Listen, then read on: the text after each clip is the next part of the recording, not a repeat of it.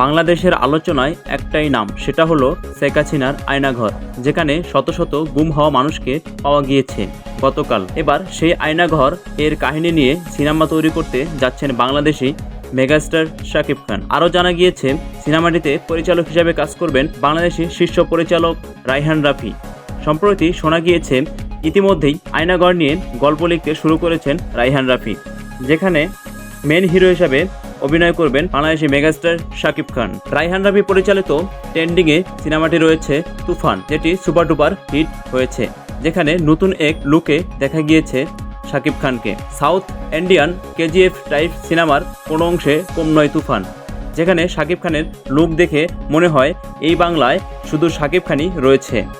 এছাড়াও সামনে খুব শীঘ্রই আসতে যাচ্ছে তুফান 2, যেটা নাকি বাংলা সিনেমার বাজেটের সবচেয়ে বড় বাজেটের সিনেমা হতে যাচ্ছে। সো প্রিয় ভিউয়ার, আয়নাঘর সিনেমাটি নিয়ে আপনার মতামত অবশ্যই কমেন্টে জানাতে ভুলবেন না। আর আপনি যদি আমার চ্যানেলে নতুন হয়ে থাকেন অবশ্যই চ্যানেলটি সাবস্ক্রাইব করে যাবেন।